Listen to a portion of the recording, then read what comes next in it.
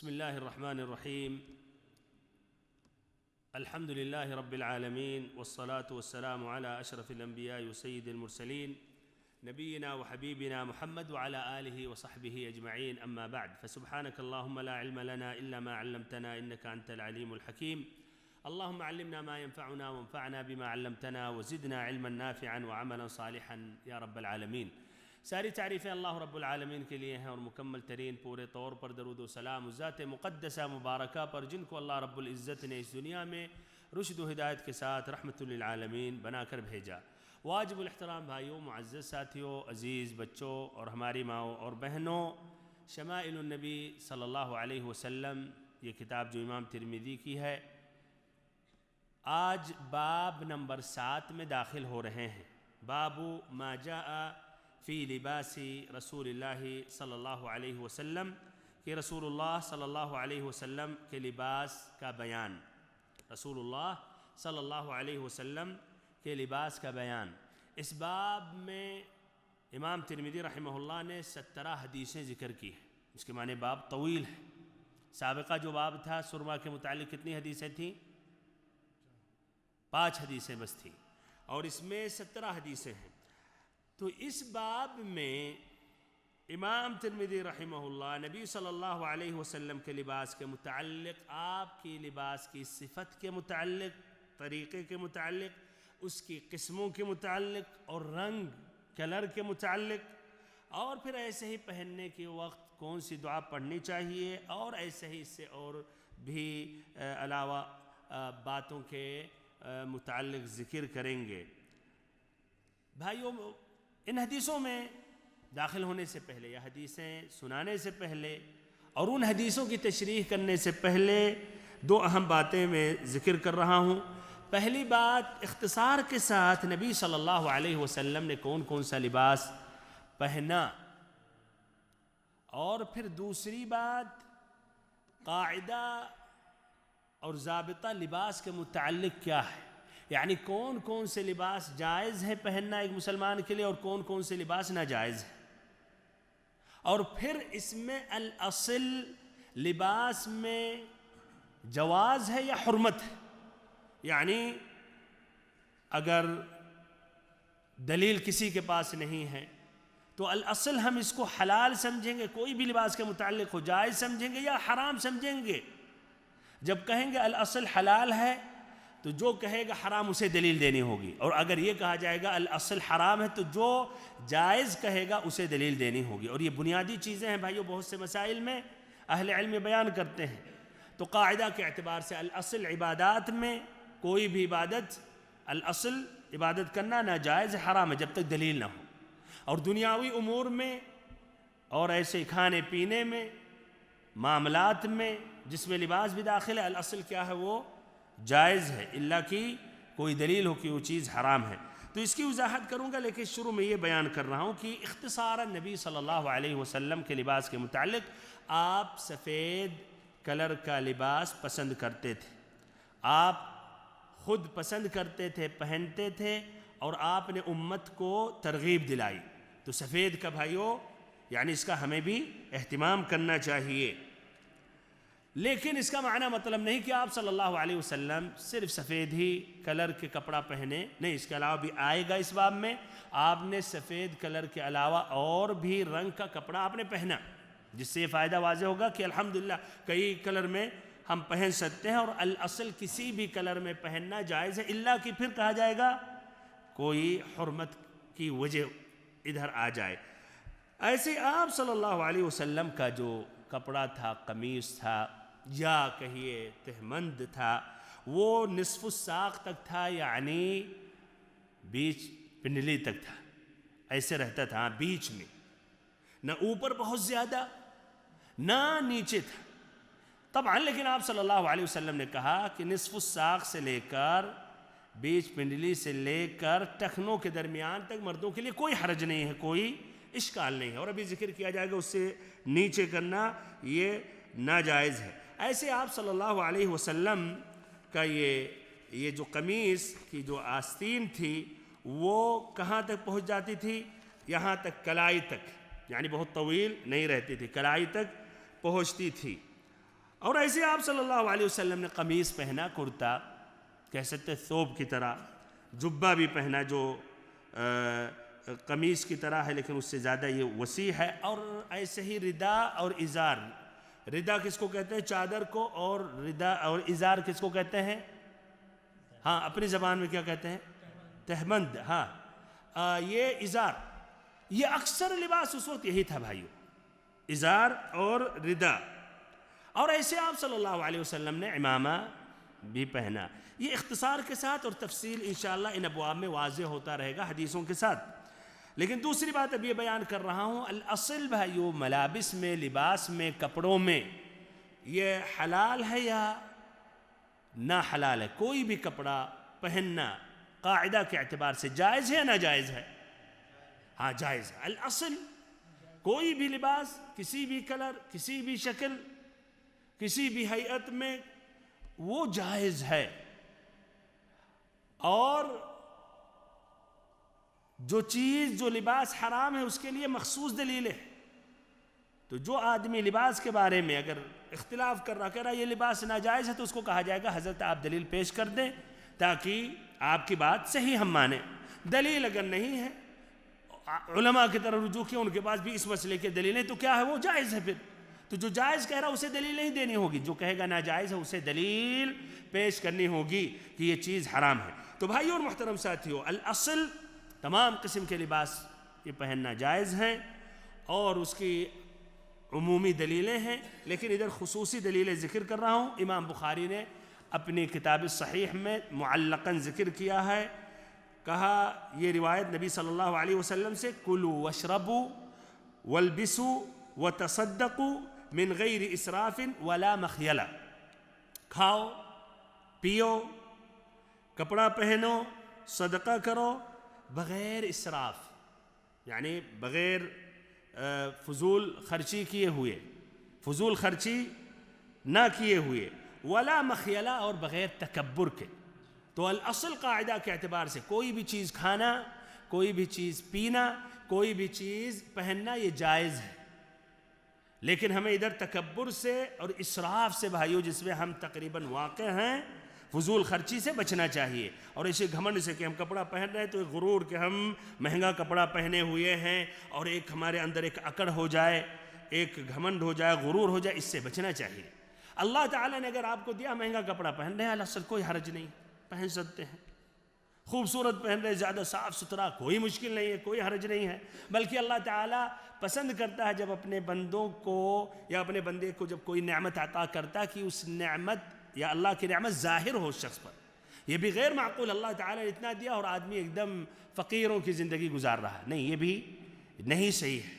اچھا، یہ پہلی دلیل. دوسری دلیل ابن عباس رضی اللہ عنہما سے انہوں نے کہا، یعنی یہ موقوف ہے، ابن عباس رضی اللہ عنہما کا قول ہے، یہ بھی بخاری نے معلقاً ذکر کیا ہے کتاب اللباس میں. کل ما شئت والبس ما شئت ما اخطأتك اثنتان سرف او مخیلہ. تمہاری مرضی، جو چاہو کھاؤ. یہ بھی الاصل کھانا پینا، کوئی بھی کھانا کھا سکتا ہے آدمی، حلال ہے. جو حرام ہوگا اس کے لیے دلیل ہوگی. اور ایسے ہی جو مرضی ہے پہنو، جب تک تم دو چیزوں سے بچ رہے ہو، اسراف سے، فضول خرچی سے، اور ایسے ہی مخیلہ، تکبر اور گھمنڈ سے. تو بھائیو یہ الاصل لباس سے بات واضح ہوگی، جائز ہے کوئی بھی لباس پہننا. اور جو چیزیں یا جو ملابس، لباس، کپڑے حرام ہیں اس کی دلیلیں ہیں. اور حقیقت میں جو حرام ہے وہ زیادہ ہیں یا جو حلال ہیں وہ زیادہ ہیں؟ جو حلال ہیں وہ زیادہ ہیں، اور جو حرام ہیں وہ چند ہیں، وہ ذکر کر دے رہا ہوں. اس کے علاوہ باقی ملابس یا کپڑے پہننا حلال اور جائز ہے. تو نمبر ایک جو حرام ہے، اس لیے اس میں دلیل آ گئی ہے. اگر دلیل نہیں آتی تو بھی حلال ہوتا. جس میں کفار کافروں کی مشابہت ہو، یعنی ان کا کوئی خاص شعار ہو، خاص اس میں رمز ہو، نشانی ہو. ان کے مثلا پادری پہن رہے، پنڈت پہن رہے، یا یہ معروف ہے یہ لباس ہندوؤں کا ہے، عیسائیوں کا ہے، یہ یہودیوں کا ہے، تو یہ پہننا حرام اور ناجائز ہے، جس میں ان کی خصوصیت پا جا رہی ہے. اس لیے آپ صلی اللہ علیہ وسلم نے فرمایا، ابو داؤد کی روایت حدیث نمبر 4033، من تشبہ بقوم فہو منہم. جس نے کسی قوم کی مشابہت اختیار کی تو وہ بھی انہی میں سے ہے. ظاہری الفاظ میں تو بہت ہی بھیانک قسم کی وعید ہے، اور کبیرہ گناہ ان ظاہری الفاظ سے واضح ہو رہا کہ یہ مشابہت کرنا یہ کبیرہ گناہ ہے۔ اسی لیے شیخ الاسلام تیمیہ رحمہ اللہ کہتے ہیں اقل احوال هذا الحدیث التحریم، کہ اس حدیث کا اقل درجہ جو معنی مطلب ظاہر ہو رہا ہے، جو مفہوم سامنے آ رہا کہ کافروں کی مشابہت کرنا کیا ہے، حرام ہے، ناجائز ہے، آدمی گنہگار ہوگا۔ وَإِن كَانَ ظَاهِرُهُ يَقْتَضِي كُفْرَ التَّشَبُّهِ بِهِمْ، اگرچہ ظاہری الفاظ سے یہ بات واضح ہو رہی ہے کہ جو کافروں کی مشابہت کر رہا وہ کیا ہے، کفر کا ارتکاب کر رہا اور کافر ہو رہا ہے، اس لیے انہی میں سے ہے، یعنی مسلمان نہیں ہے۔ تو ظاہری الفاظ میں یہ ہے کہ وہ آدمی وہ بھی کافر ہو جا رہا، کافروں میں سے ہے، وہ مسلمانوں کے دائرے سے نکل کے کافروں کے دائرے میں داخل ہو گیا۔ لیکن کہتے ابن تیمیہ رحمہ اللہ اقل درجہ کہ یہ حرام ہے، اگرچہ ظاہری الفاظ میں یہ وعید ہے کہ بندہ اسلام کے دائرے سے بھی خارج ہو جاتا ہے۔ تو یہ بھائیو نمبر ایک جو حرام ہے۔ نمبر دو جو حرام ہے، جس میں بھائیو آدمی کا شرمگاہ، آدمی ہو مرد یا عورت، وہ شرمگاہ جو چیزوں کو چھپانا چاہیے وہ ظاہر ہو، چاہے اس لیے کپڑا اتنا چست ہے، ٹائٹ ہے، اور یہ بھائیو بہت سے لوگ واقع ہو جاتے ہیں، پینٹ میں مثلا اتنا چست پہنتے ہیں جس سے پورے الگ الگ پرزے یا کہیں الگ الگ حصے نظر آتے ہیں، دکھتے ہیں، صحیح یہ مناسب نہیں ہے، یا شفاف ہے، ہلکا باریک ہے، دکھ رہا ہے، یا ایسے ہی بہت ہی زیادہ تنگ ہے، اور یہ کبھی ایسا ہوتا ہے بھائیو کچھ اوپر سے بھی تنگ رہتا ہے، جس کی وجہ سے بہت سے بھائی سجدہ کرتے ہیں تو نیچے آ جاتا ہے، جس سے ان کا عورہ ظاہر ہو جاتا ہے، جو چیز ڈھکنا چاہیے وہ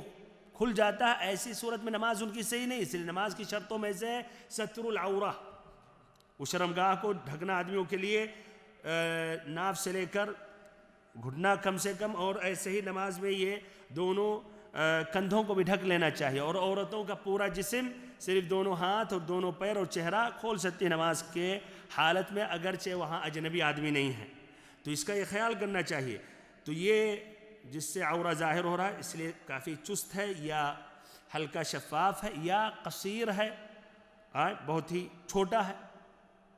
عورتیں بھی جیسے ان کا پورا جسم ڈھکنا چاہیے، وہ بھی بہت ہی حالت میں چھوٹے کپڑے پہنتے جس سے مثلا ان کا پیر نظر آ رہا، ہاتھ نظر آ رہا ہے، آدمی بھی کبھی ایسے، تو اس کا بچنا چاہیے۔ اللہ تعالیٰ فرماتا ہے یا بنی آدم قد انزلنا علیکم لباسا یواری سوآتکم وریشا ولباس التقوی ذلک خیر، کہ اے آدم علیہ السلام کی اولاد، ہم نے تمہارے لیے لباس پیدا کیا۔ اللہ تعالیٰ نے لباس دیا ہے بھائیو، یہ نعمت ہے اللہ تعالیٰ کی، جو تمہاری شرمگاہوں کو بھی چھپاتا ہے اور موجب زینت بھی ہے۔ تو یہ لباس بھائیو زینت بھی ہے اور ایسے ہی شرمگاہ کو چھپاتا ہے، اور بہت سے لوگ نہیں، ان کے نزدیک زینت کیا ہے کہ جو ظاہر ہو وہ چھپنے سے زیادہ ہو، خاصتاً عورتوں کے متعلق۔ عجیب ہے بھائیو، عجیب لوگوں کی آج سوچ ہو گئی ہے، مغربی تہذیب کا یہ دین ہے مسلمانوں میں بھی، یعنی آدمی کا زینت سمجھتے جس میں مکمل لباس ہو، ساتر ہو، ہے کہ نہیں؟ آج آدمی کیا پہنتے ہیں؟ پورا پینٹ اوپر سے نیچے، بلکہ پورا پیر بھی ڈھکا رہتا ہے، موزہ بھی چڑھا لیتے ہیں، ایک انگلی بھی نہیں دکھتی ہے، پھر جوتا بھی اوپر سے چڑھا لیتے ہیں، پھر اوپر پورا قمیص مکمل ہوتا ہے، پھر جاکٹ ہوتا ہے، کوٹ ہوتا ہے کہ نہیں؟ صرف ہاتھ اتنا دکھتا ہے جو عورتوں کو ہونا چاہیے، اور پھر اس کے مقابل عورتوں کی ترقی تمدن اس میں ہے کہ چھوٹا چھوٹا پہنی رہے، جس سے مین جو عورہ مغلظہ اس کو چھپائی رہے، اوپر اور نیچے۔ یہ کہاں کی یعنی اس میں یعنی تہذیب ہے یا ترقی کی علامت ہے؟ کیا ترقی علامت ہے کہ عورت ننگی ہو جائے؟ بہرحال اس طرح مغربی تہذیب کی یہ دین ہے، اور بھائیو اس طرح جو اب اس طرح ستر، عفاف، عزت اور ایسے عورتوں کے متعلق حشمت اور جسم کو ڈھانکنا چھپانا یہ عیب ہو گیا، اور عریانیت ہی ترقی اور تمدن کی علامت ہو گئی۔ عجیب، جب بھائیو آدمی کی جب فطرت بدل جاتی ہے تو پھر جس طرح کہ اللہ تعالیٰ نے فرمایا انہم الا کالانعام بل ہم اضل، یہ جانوروں کی طرح ہے بلکہ جانوروں سے بھی بدتر ہے۔ سبحان اللہ، دیکھیں اس میں بھی بلاغت ہے کہ جانوروں سے بھی بدتر۔ ہو سکتا ہے اس وقت کے اس دور کے جب عرب جو فطرت پر تھے ان کی سمجھ میں بات نہیں آتی تھی ہوگی کہ جانوروں سے بھی بدتر کیسا ہوگا آدمی، ہاں جانور کی طرح ہو سکتا ہے، اس سے بھی بدتر، ہاں آج بہت ہیں وہ لوگ اس سے بھی بدتر ہیں. بہرحال تو بھائیو یہ نمبر 2. نمبر 3، آدمی عورتوں کی مشابہت اختیار کریں لباس میں، اور عورتیں آدمیوں کی مشابہت اختیار کریں. صحیح امام بخاری کی روایت ہے، اور ایسے امام بخاری کے علاوہ اور بھی محدثین نے روایت کی. ابن عباس رضی اللہ عنہما سے کہتے ہیں لعن رسول اللہ صلی اللہ علیہ وسلم المتشبہین من الرجال بالنساء والمتشبہات من النساء بالرجال. حدیث نمبر 5885 کہ نبی صلی اللہ علیہ وسلم نے لعنت بھیجی ان آدمیوں پر جو عورتوں کی مشابہت اختیار کرتے ہیں، اور ایسے ان عورتوں پر جو مردوں کی مشابہت اختیار کرتی ہیں. یہ حدیث عام ہے جس میں لباس بھی داخل ہے. تو عورتوں کا ایک لباس واضح عورتوں کا ایک آدمی پہنے تو یہ حرام ہے، یا عورت پہنے تو وہ حرام ہے. نمبر 4، اور یہ آدمیوں کے لیے خاص ہے، ٹخنوں کے نیچے بھائیو، ٹخنوں کے نیچے پہننا، ثوب ہو، پینٹ ہو، پیجامہ ہو، یہ ناجائز ہے. اس میں بھی بہت سے مسلمان واقع ہو چکے ہیں. ابو سعید خدری رضی اللہ عنہ روایت کرتے ہیں کہ نبی صلی اللہ علیہ وسلم نے فرمایا ازارۃ المسلم الى نصف ساقه ولا حرج عليه فيما بينه وبين الكعبين وما كان اسفل من ذلك فهو في النار ومن جر ثوبه بطرا لم ينظر الله اليه يوم القيامة. رواہ ابو داود.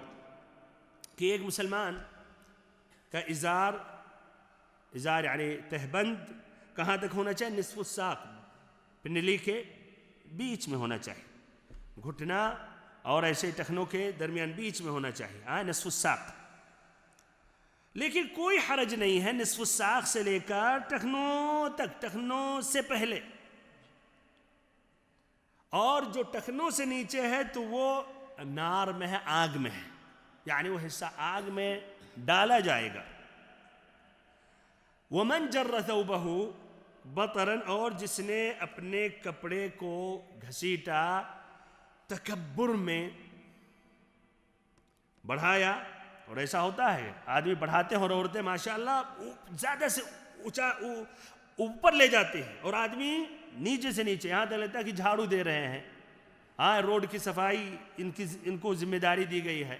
بہرحال تو یہ جس نے اس طرح گھسیٹا اپنے کپڑوں کو، ٹخنوں سے نیچے بڑھایا تکبراً اور گھمنڈ اور غرور میں، نکھڑا ہے کہ بہت پیسے والا ہے، بہت اچھی سمجھ والا ہے، وزیر امیر کا لڑکا ہے، یا خود وزیر ہے، امیر ہے، مالدار ہے، تاجر ہے، تو وہ اللہ رب العزت ایسے شخص سے قیامت کے دن بات نہیں کرے گا، یعنی اس سے بھی زیادہ وعید ہے. اسی لیے بھائیو خلاصہ کلام، اور ادھر اختصاراً آگے بڑھتا ہوں یہ حدیث سننے کے بعد، کہ جو ٹخنوں کے نیچے تک کپڑا پہنتے ہیں ان کا شرعی مسئلہ کیا ہے یہ واضح کر رہا ہوں یہ حدیث سنانے کے بعد. صحیح امام مسلم کی روایت ہے ابو ذر رضی اللہ عنہ سے کہ نبی صلی اللہ علیہ وسلم نے فرمایا ثلاثة لا يكلمهم الله يوم القيامة ولا ينظر إليهم ولا يزكيهم ولهم عذاب أليم. 3 قسم کے لوگ ہوں گے جو اللہ تعالیٰ قیامت کے دن ان کی طرف دیکھے گا نہیں، اور ایسے ہی اللہ تعالیٰ ان سے خطاب نہیں کرے گا، بات نہیں کرے گا. ولا يزكيهم، ان کے گناہوں کو نہیں بخشے گا. یا اللہ، جب اللہ بندے کا گناہ نہیں بخشے گا تو آدمی ہلاک ہو گیا بھائیو. وَلَهُمْ عَذَابٌ أَلِيمٌ. نمبر 4، اور ان کے لیے دردناک عذاب ہوگا. 3 مرتبہ آپ صلی اللہ علیہ وسلم نے اپنے اس جملے کو دہرایا. کیوں دہرایا؟ تاکید کرنے کے لیے، ڈرانے کے لیے کہ مسئلہ خطرناک ہے. ابو ذر رضی اللہ عنہ نے کہا خابوا وخسروا من هم یا رسول اللہ، ایسے لوگ یہ تو برباد ہو گئے، یہ لوگ ہلاک ہو گئے، تباہ ہو گئے، یہ کون سے لوگ ہیں اللہ کے رسول؟ تو آپ نے کہا المسبل، جو ٹخنوں کے نیچے کپڑے پہنتا ہے، اور المنان، جو چغل خور ہے، ادھر کی بات ادھر، ادھر کی بات ادھر، لڑانا بجھانا چاہتا ہے. اس کو سکون راحت کب ملتی ہے؟ جب لوگ لڑ لیتے ہیں، جھگڑ جاتے ہیں اور آپس میں نفرتوں کی دیواریں قائم ہو جاتی ہیں، تو یہ سکون کی نیند اور ایسے ہی سکون اور مزے سے پھر وہ اپنی زندگی گزارتا ہے اور اسے مزہ ملتا ہے، قہقہے پھر اکیلے دور سے لگاتا ہے. اچھا، والمنفق سلعته بالحلف الكاذب، وہ آدمی جو اپنا سامان، تجارت، قسمیں کھا کر، جھوٹی قسمیں کھا کر بیچتا ہے، فروخت کرتا ہے. کچھ لوگ یہ سمجھتے ہیں آسان طریقہ یہی ہے، یہ داڑھی رکھا ہوا یہ اچھا آدمی ہے دیندار ہے، واللہ العظیم میں تمہارے لیے بس ڈسکاؤنٹ کر رہا ہوں، میں نے 50 میں خریدا ہے، تب اسی خرید میں ہم تمہیں دے رہے ہیں، یا 10 ریال میں اپنی طرف 40 میں دے رہا ہوں، 35 میں دے رہا ہوں، قسم اللہ کی قسم. یہ بہت ہی خطرناک مسئلہ ہے. بہرحال بھائیو، تو اس طرح ٹخنوں کے نیچے جو رکھتے ہیں اہل علم نے ذکر کیا کہ اگر مقصد تکبر نہیں ہے تو وہ اس کے بارے میں آیا کہ وہ آگ میں ہے، اور اگر تکبر کر رہا تو اس کے لیے دوسری حدیث کی وعید ہے کہ اللہ تعالیٰ اس سے بات نہیں کرے گا، اللہ تعالیٰ اس کی طرف دیکھے گا نہیں، اس کے گناہوں کو بخشے گا نہیں، اور اس کے لیے دردناک عذاب ہے. اور پھر اگر آدمی سے کبھی کبھی جیسے تہبند ایسا ہوتا ہے کہ آدمی سے تھوڑا بہت ڈھیلا ہو جاتا ہے، گرتا رہتا ہے، تو اس کو اوپر کر لیا کرے، جس طرح کہ ابو بکر رضی اللہ عنہ کی حدیث ہے.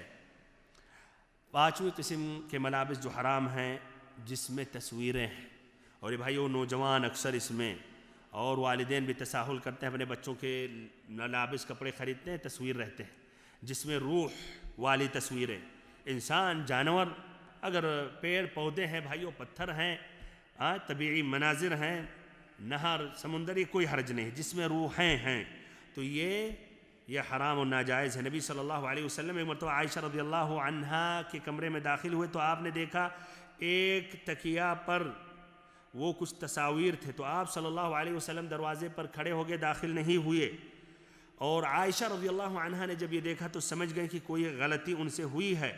جب نبی اکرم صلی اللہ علیہ وسلم کے چہرے پر کراہت انہوں نے دیکھا تو کہا کہ یا رسول اللہ اتوب الی اللہ و الی رسولہ ماذا اذنبت، کہ اللہ کے نبی میں اللہ تعالیٰ کی طرف رجوع ہوتی ہوں، توبہ کرتی ہوں، اور ایسے ہی نبی صلی اللہ علیہ وسلم سے بھی میں نے کون سی گناہ کی ہے. تو آپ صلی اللہ علیہ وسلم نے کہا ان اصحاب هذه الصور يعذبون يوم القیامہ فیقال احیوا ما خلقتم، کہ یہ جو تصویریں دنیا میں یہ بناتے ہیں، نقش کرتے ہیں، یہ قیامت کے دن انہیں عذاب دیا جائے گا، اور ان سے کہا جائے گا تم نے یہ جو تصاویر جو یہ نقش کیے ہو، جو کھینچے ہو، جو بنائے ہو، جو چھاپے ہو، اس کو زندہ کرو. ثم قال ان البيت الذي فيه الصور لا تدخله الملائكة، جس گھر میں تصاویر ہوتے ہیں اس گھر میں فرشتے داخل نہیں ہوتے ہیں. اس طرح بھائیو جو تصویر کپڑے میں ہوتے ہیں، نماز پڑھتے ہیں، ان کی نماز صحیح نہیں ہے، اور مسجد کا بھی احترام کرتے ہوئے ایسے لوگوں کو بھائی جرأت نہیں کرنی چاہیے کہ مسجد میں داخل ہو، تو اس سے بچنا چاہیے کلیتاً. چھٹا قسم کا جو لباس ہے جو ناجائز ہے، اور اس میں بھی بہت سے لوگ یہ نہیں جانتے ہیں، غور سے سنیں، اسی لیے شہرت والا لباس، شہرت یافتہ، یعنی آپ جس قوم میں ہیں، جہاں آپ کے لوگ ہیں، آپ کی قوم، ملت، آپ کے ملک ہیں، ان ملک میں جو ایک معروف لباس ہے اس سے ہٹ کر کوئی نیا قسم کا لباس پہنے. اسی لیے بھائیو آج عمامہ پر کچھ لوگ جیسے عمل کرنا چاہتے ہیں کہ نبی صلی اللہ علیہ وسلم سے ثابت ہے، جبکہ صحیح جو مسئلہ ہے کہ عمامہ یہ اس دور کے لوگوں کی ایک عادت تھی، اس کو آپ نہیں کہہ سکتے عمامہ پہننا سنت ہے. تو آج جیسے یہاں پورے سعودی میں عمامہ نہیں پہنتے، اب کوئی عمامہ پہنے تو حقیقت میں یہ شہرت میں داخل ہو جاتا ہے، ایک تمیز آدمی اختیار کر رہا ہے. یا ایسے آپ جہاں جس گاؤں میں ہیں ثوب نہیں پہنتے یہاں، اب اس میں لوگوں کے بیچ وہ ثوب پہنے تو بھائی وہ غیر مناسب ہے، ایک تمیز نہیں ہونی چاہیے.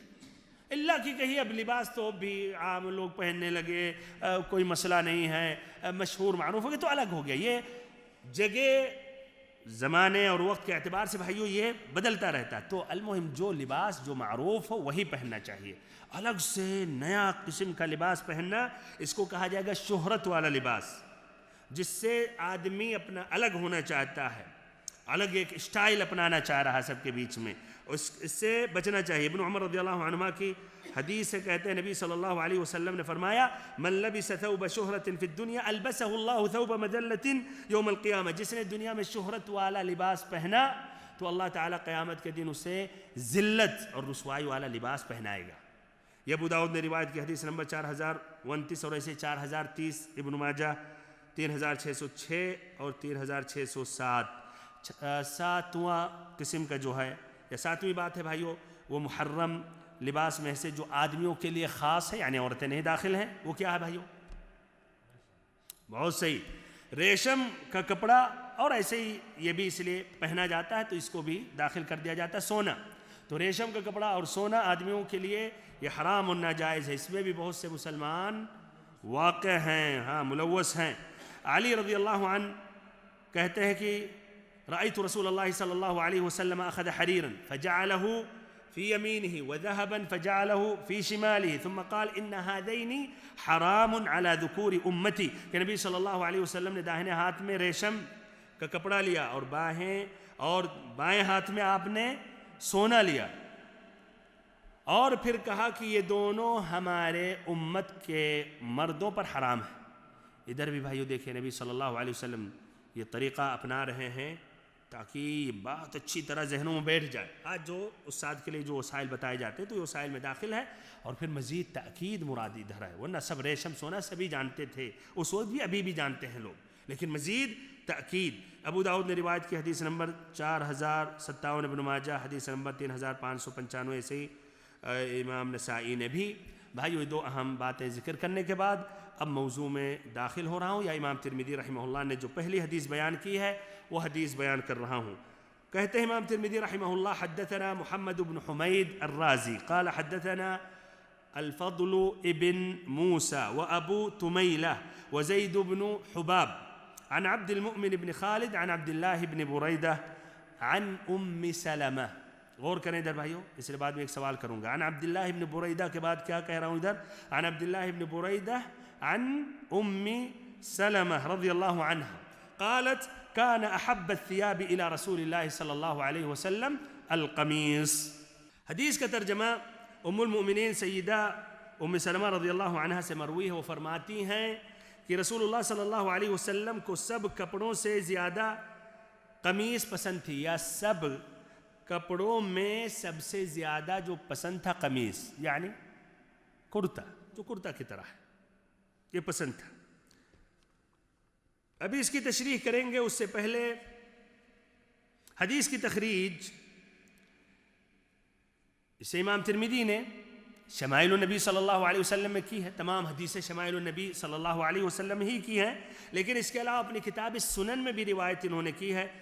پیج نمبر 419, حدیث نمبر 1762, کتاب اللباس باب ما جاء فی القمص. ایسے ان کی ایک اور دوسری کتاب ہے العلل الکبیر, تو اس میں بھی روایت کی ہے. پیج نمبر 290, حدیث نمبر 532, اسی سند اور اسی متن کے ساتھ.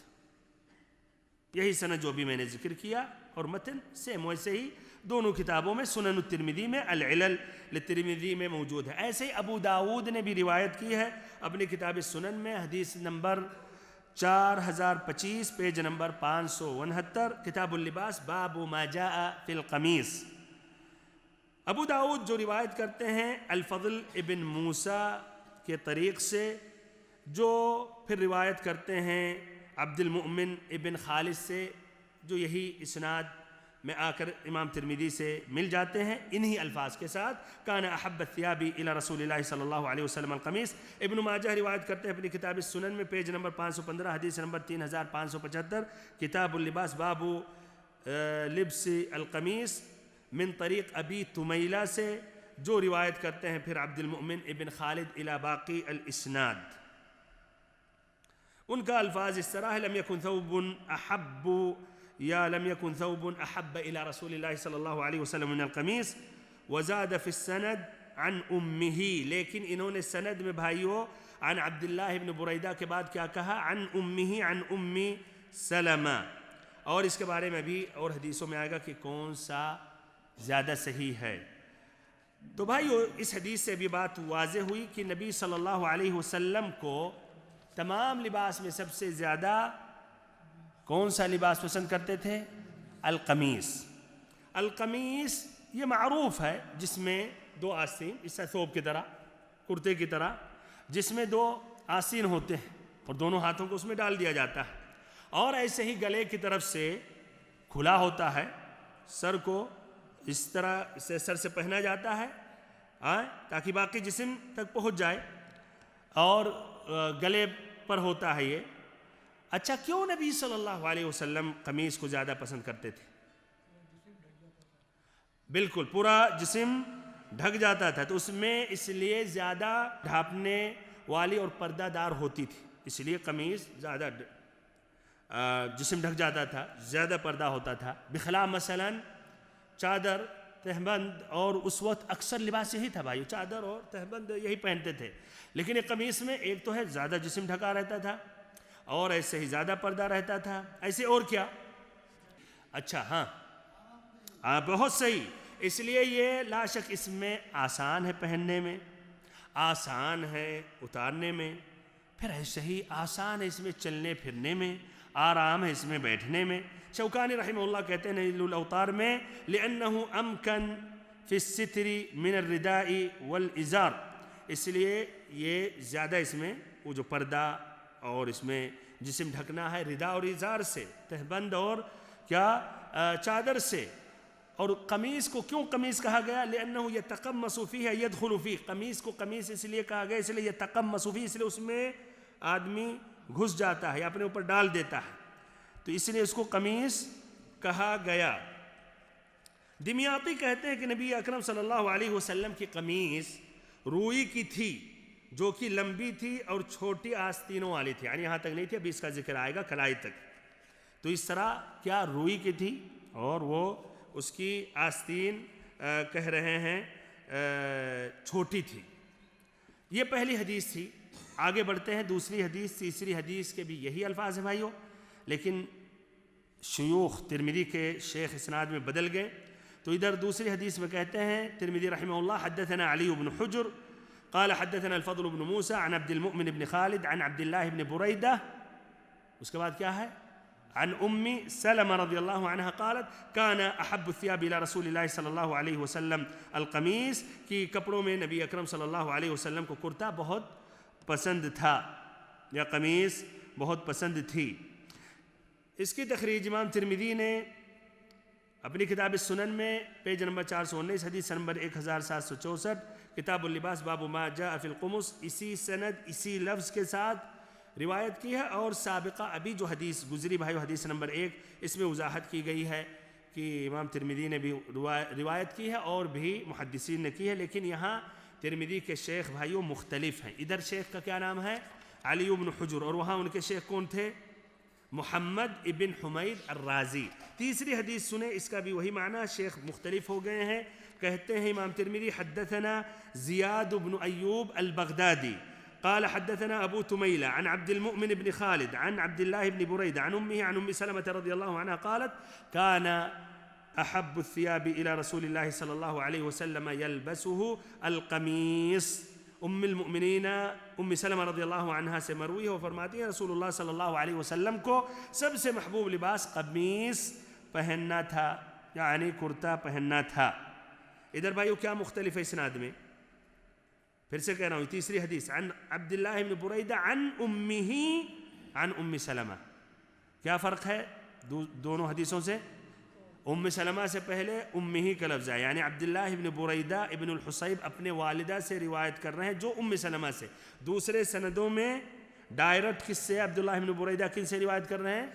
ام سلمہ سے۔ زیادہ صحیح کیا ہے؟ ادھر اب اختلاف ہو گیا، یہ محدثین مصطلح الحدیث میں یا حدیث کی تفصیل میں، تخریج میں، علل میں اس کا ذکر کرتے ہیں، تو صحیح کیا ہے؟ ڈائریکٹ ام سلمہ سے، امہی والا زیادہ صحیح ہے بالکل۔ اسی لیے آگے کہتے ہیں امام ترمذی رحمہ اللہ ہاکذا قال زیاد بن ایوب فی حدیث عن عبد اللہ بن بریدہ عن امہ عن ام سلمہ، وهكذا روى غير واحد عن ابی تمیلہ وهكذا روى غير واحد عن ابي تميلة مثل رواية زياد بن ايوب وابو تميلة يزيد في هذا الحديث عن امه وهو اصح، کہ ایسے ہی زیاد بن ایوب البغدادی جو ہیں ان کے ساتھ اوروں نے ابو تمیلہ سے امہ کا لفظ زیادہ کیا ہے۔ آخری میں ترمذی رحمہ اللہ کہتے ہیں وهو اصح، یعنی جس اسناد میں امہ ہے وہ زیادہ صحیح ہے۔ اور ایسے ہی اپنی الکتاب العلل الکبیر میں روایت کرتے ہیں ترمذی رحمہ اللہ اپنے شیخ کن سے؟ ان کے شیخ کون ہیں؟ بہت بڑے شیخ ہیں، الامام البخاری۔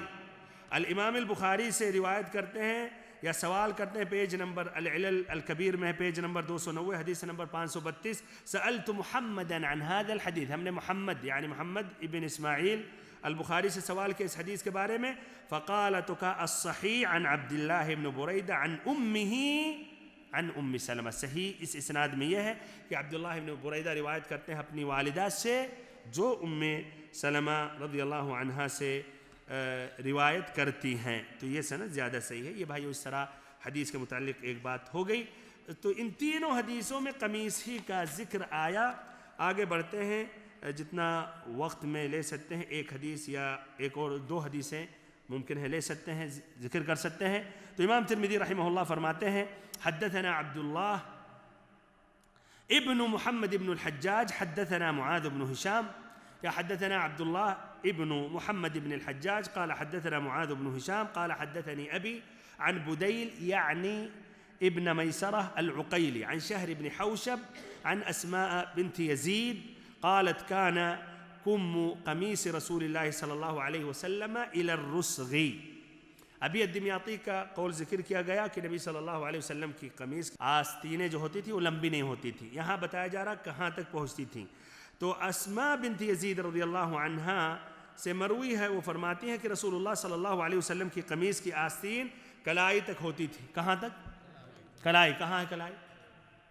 ہاں یہاں تک، یعنی اوپر تک نہیں پہنچتی تھی، کلائی تک ہوتی تھی۔ اس طرح یعنی فل نہیں ہوتی تھی جس طرح کی مثلاً فل آستین پہنتے ہیں لوگ، تو یہ الرسغ تک یعنی کلائی تک ہوتی تھی۔ حدیث کی تخریج پھر اس کے بعد کچھ وضاحت کر رہا ہوں۔ الترمذی رحمہ اللہ نے اپنی کتاب السنن میں روایت کی ہے، پیج نمبر 419 حدیث نمبر 1765 کتاب اللباس باب ما جاء فی القمص۔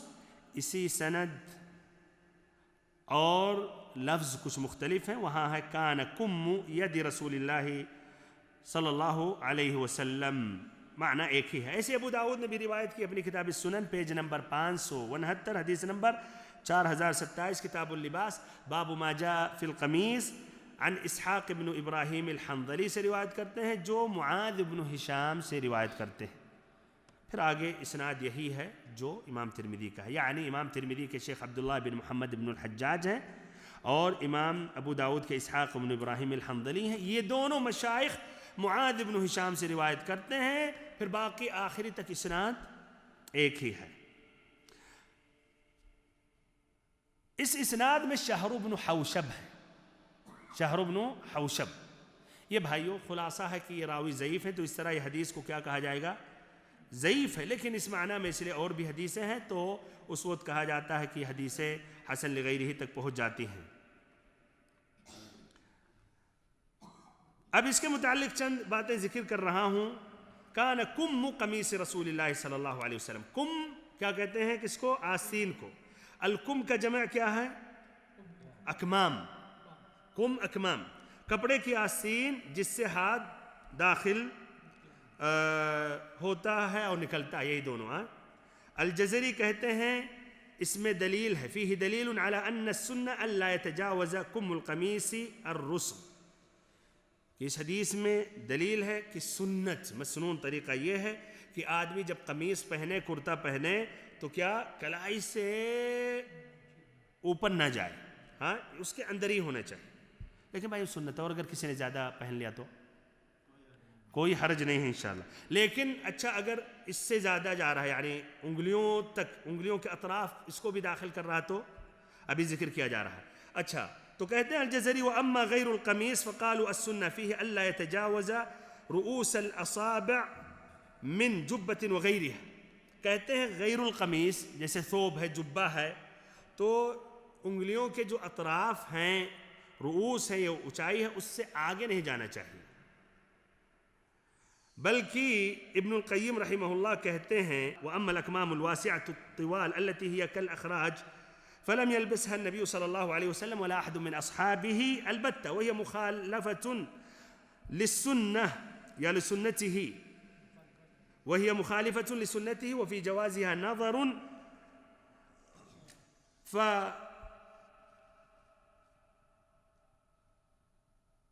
کہتے ہیں في جوازها نظر ويأتي عليها من جنس الخيلاء، فَيَأْتِي إِلَيْهَا، ادھر شاید کچھ چھوٹ گیا ہے، کہ یہ کہتے ہیں کہ یہ لمبے چوڑے اکمام جو فل ہوتے ہیں، انگلیوں کو تجاوز کرتے ہیں، یہ نبی صلی اللہ علیہ وسلم نے، صحابہ کرام نے نہیں پہنا، اور جو لوگ پہنتے ہیں تو یہ قابل غور ہے، یعنی تحقیق کی ضرورت ہے، یہ غلط انہوں نے کیا یا صحیح کیا. ممکن ہے کہ یہ خیلا اور تکبر میں داخل ہو رہا ہے، یعنی جس طرح کی ٹخنوں سے نیچے بھائیوں پہننا تکبر میں داخل ہے، تو ایسے ہی ان انگلیوں کے اوپر جانا یہ بھی کہہ رہے ہیں کہ یہ خدشہ ہے، خوف ہے کہ یہ خیلا اور تکبر میں داخل ہے. انہوں نے جزم نہیں کیا، لیکن انہوں نے یہ ظاہر کیا کہ اس سے یعنی ممکن ہے. تو اس طرح بھائی بچنا چاہیے، اتنا اونچائی تک نہیں جانا چاہیے.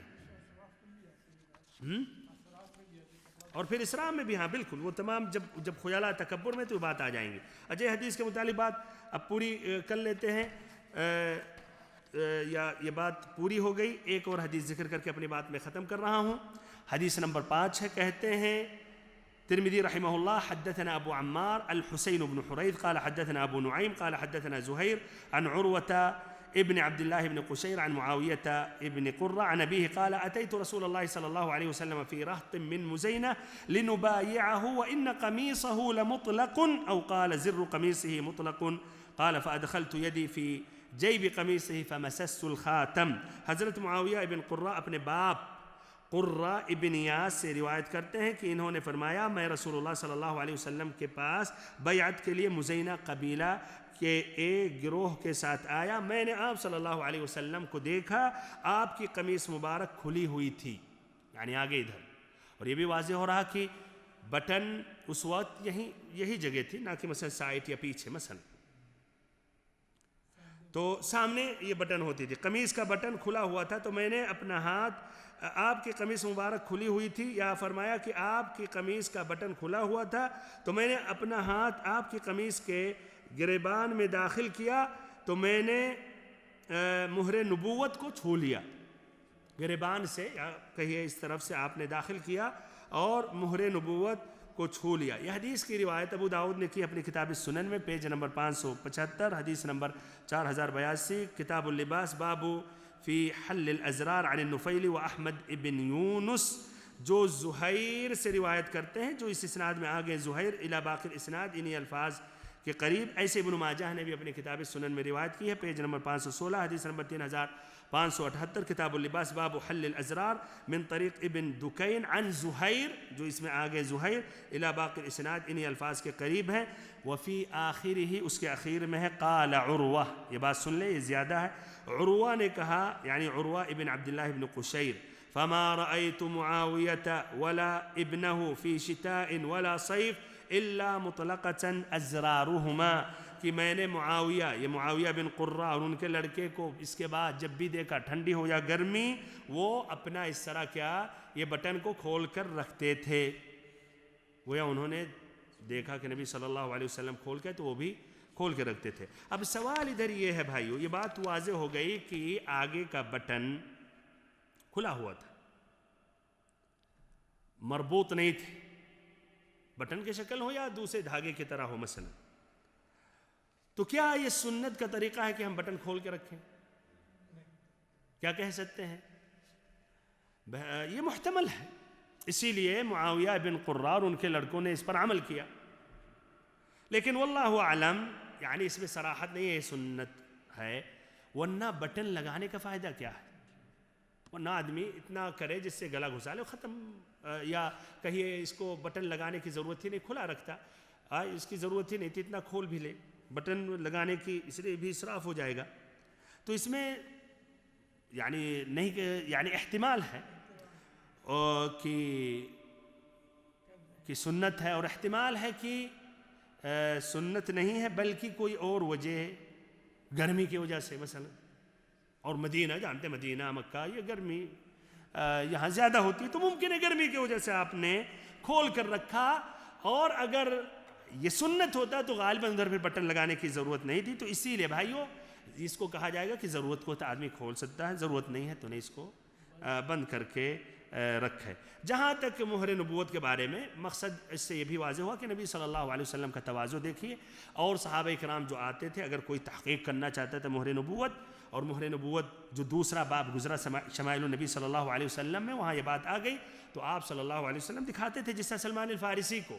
اس لیے پچھلی کتابوں میں نبی صلی اللہ علیہ وسلم کی نبوت کی ایک اہم نشانی تھی، تو جو صحابہ کرام تحقیق کرتا تو آپ صلی اللہ علیہ وسلم دیکھیے تواضع، یعنی ہاتھ ڈال رہے ہیں، دیکھیے ہاں جی ممکن ہو سکتا ہے کوئی بڑا آدمی کوئی ہاتھ ڈالے اور دیکھے یا تو دیکھیے سبحان اللہ، نبی صلی اللہ علیہ وسلم تواضع، اور وہ تحقیق کرنا چاہے کوئی حرج نہیں، اور انہوں نے گریبان میں ہاتھ ڈال کر تحقیق کیا، اور ابھری ہوئی وہ جو گوشت جو مہر نبوت تھی انہوں نے اپنے ہاتھوں سے چھوا، اور اس کی تفصیل وہاں آ چکی، اسی لیے پھر ذکر کرنے کی ضرورت نہیں۔ اب ان باتوں کے ساتھ اپنی بات ختم کر رہا ہوں، انشاءاللہ آئندہ ملاقات میں یہ باب مکمل کیا جائے گا۔ اللہ تعالیٰ سے آخری میں دعا کرتا ہوں اللہ تعالیٰ ہم سبھی کو علم نافع عطا کرے، اور ہم سبھی کو نبی اکرم صلی اللہ علیہ وسلم کی سیرت سمجھنے کی توفیق دے، آپ کی صورت اور ایسے ہی آپ کے جو سنن ہیں، آپ کے جو طریقے ہیں، آداب ہیں، وہ ہم سبھی کو سننے سمجھنے کی توفیق دے، پھر عمل کرنے کی توفیق دے۔ وصلی اللہ وسلم وبارک ونعم علی عبدک ورسولک محمد۔ السلام علیکم ورحمۃ اللہ وبرکاتہ۔ محترم دینی بھائیوں، آپ نے ابھی یہ علمی درس سنا، امید ہے آپ کو پسند آیا ہوگا، اور آپ سے گزارش ہے کہ آپ اسے لائک کریں، سبسکرائب کریں، ایسے ہی فالو کریں، اور مزید تفصیل کے لیے ہمارے ویب سائٹ پر وزٹ کریں، اور آپ سے یہ بھی گزارش ہے کہ آپ اپنے اس درس کو اپنے دوست و احباب کے ساتھ نشر کر کے دعوت کے کام میں حصہ لیں۔ السلام علیکم ورحمۃ اللہ وبرکاتہ۔